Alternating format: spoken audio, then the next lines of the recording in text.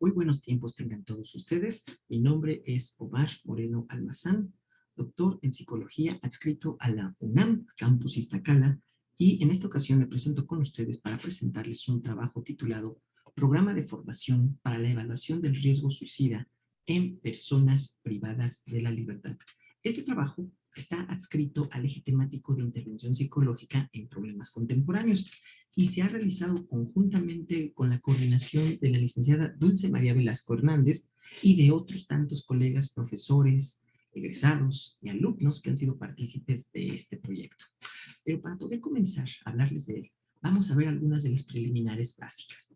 En primera instancia, vamos a hablar del hecho de que la conducta autolesiva y la ideación suicida es un fenómeno constante, es un fenómeno que está adquiriendo mucha atención, no solamente ahora, sino de tiempo atrás, y que se ha caracterizado por estar presente en amplios sectores de la sociedad. Principalmente hay ciertos sectores de vulnerabilidad y entre ellos están las personas que están dentro de un ambiente penitenciario o carcelario. Este fenómeno además no ha sido del todo contemplado en planes y en programas de estudio. Entonces, muchos de los programas orientados hacia la atención psicológica, pues hablan de diversas generalidades, pero no propiamente para atender este fenómeno. Además de que existe una pertinencia de crear estos programas formativos, pues para desarrollar competencias profesionales que estén dirigidas exclusivamente a atender esta clase de problemáticas.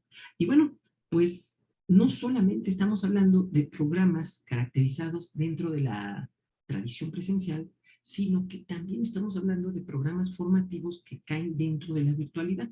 En este caso, hablamos de programas educativos basados en el e-learning o en la educación a distancia, o en el blended learning, que es la educación mixta. Eso sí, también es muy importante considerar las características básicas de estas modalidades, porque si bien es cierto, representan una gran ventaja, para que éstas puedan ser efectivas, pues necesitamos conocerlas. Entonces, partiendo de estas preliminares, nosotros observamos ciertas problemáticas. Por ejemplo, una de ellas que es fundamental es que desde que llegó la situación pandémica en el año 2020, pues ustedes lo sabemos, todos lo sabemos, que las situaciones cambiaron drásticamente. Las situaciones no solamente de carácter común, de carácter social, de carácter educativo, todas en general, ¿no? Y que por causa de esto, pues hubo cambios y hubo evolución en muchos aspectos del trabajo. Existe además una prevalencia constante de malestares psicológicos y mucho de esto ha sido derivado precisamente por la incertidumbre, el encierro y todas las circunstancias que ha caracterizado a esta situación pandémica. Entre esos elementos hay una tasa de suicidios. Y esta tasa de suicidios está curiosamente también vinculada a los centros de readaptación social. Estamos hablando que antes de la pandemia, si bien existía cierto nivel, posterior a los años pandémicos, estos niveles han incrementado. Aunado, por supuesto, también a muchos otros conflictos como riñas, motines y otras tantas cosas que son constantes en esos ambientes. Y bueno, pues, ¿qué les comentamos en relación a las personas que se dedican a esto? Hasta el 2017, por ejemplo, teníamos una panorámica donde solamente había 444 profesionales en psicología en estos ambientes penitenciarios aquí en México, que no son prácticamente nada comparados con los miles de profesionales que hay en seguridad penitenciaria, en custodias, en especialistas, etcétera. Es decir, somos muy pocos los psicólogos que realmente se están haciendo un trabajo con esto.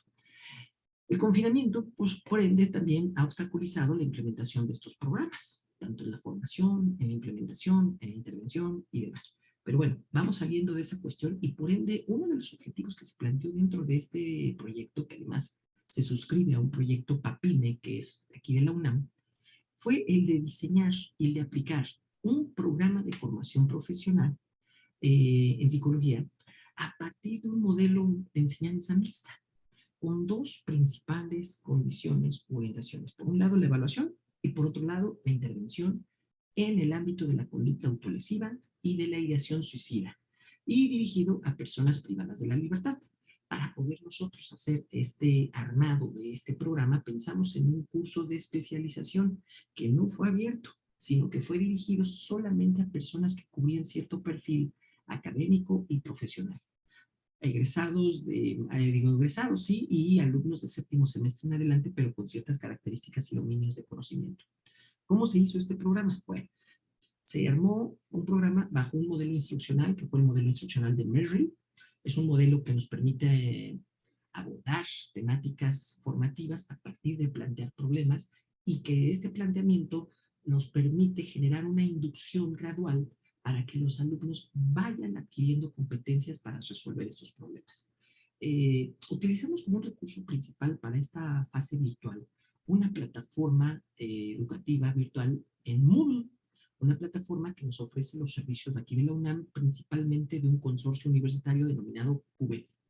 El modelo de trabajo de los contenidos se basó principalmente en el modelo cognitivista y se implementaron actividades de evaluación sumativa y formativa. Entre los temas principales estamos hablando de, en esta primera etapa, de dotar conocimientos y competencias relacionadas al estudio de la ideación suicida, de la autolesión, de los modelos teóricos que le abarcan, del trabajo especial y particular que existe en los centros penitenciarios, porque también eso es un factor importante, de los fundamentos de la evaluación, de los procesos y, por supuesto, del psicodiagnóstico. Entonces, los alumnos empezaron a conocer todas estas temáticas. Aquí tenemos en pantalla algunos de los gráficos que se ven dentro del ambiente virtual que nosotros utilizamos en este curso.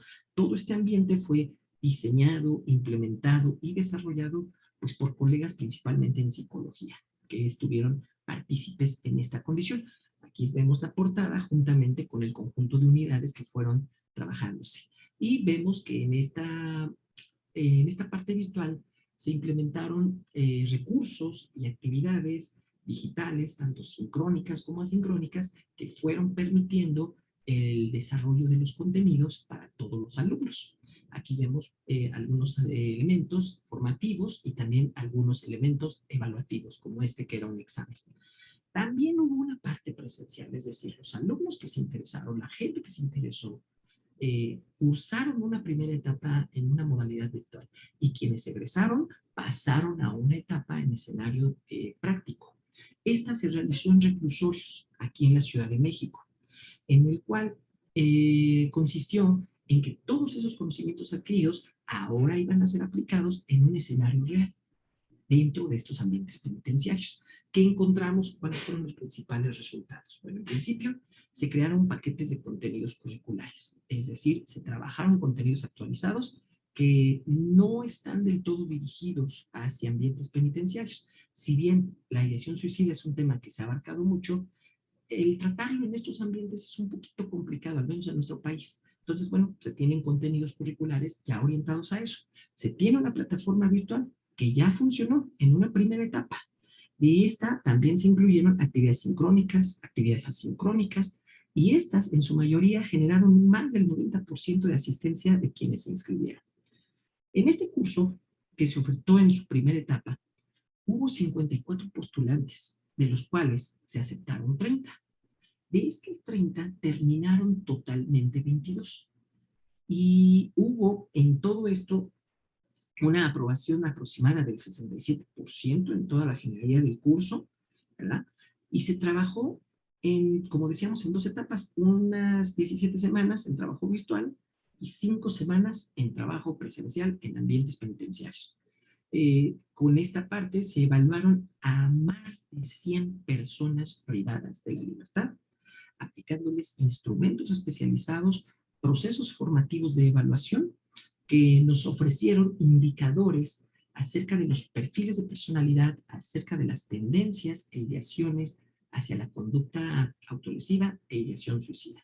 Entonces, todos esos datos los vamos a ofrecer posteriormente en otra publicación y en otros trabajos. ¿Qué podemos decir acerca de la implementación de estos cursos? Bueno, pues señalar que la pandemia, si bien hizo que nosotros nos orientáramos hacia procesos formativos de esta naturaleza, bueno, pues estas modalidades han dado respuesta a resolver los problemas que la presencialidad en sí misma en su momento, al ser detenida, no pudo considerar. Ha habido incremento en la ideación suicida, en la autolesión, sobre todo también en personas privadas de la libertad. Entonces, esto hace que se requieran profesionales con estas capacidades que puedan atender a esta problemática y bueno, pues toda iniciativa que esté orientada hacia ello, nos permite coadyuvar para que exista esta atención. Una atención que requiere demanda, que requiere procesos específicos y que además pues es necesario prácticamente en todo el país, ¿no? A incluir en este sentido un proceso formativo que cuente con actividades virtuales, con escenarios de práctica real, etcétera, pues favorecen evidentemente el desarrollo académico de estas competencias. Y bueno, pues señalar y decir que esto es el resultado, uno de los resultados que demuestra que nuestra profesión tuvo cambios después del periodo de pandemia y que por consiguiente resulta importante que nosotros como psicólogos nos podamos apegar a esos cambios. Bueno, pues agradecerles a nombre de la persona que coordina juntamente con su servidor, la licenciada Dulce Velasco, y por supuesto su servidor, doctor Omar Moreno, que es el responsable de este proyecto, pues agradecerles la atención y esperamos sus comentarios y sus planteamientos. Muchísimas gracias por todo.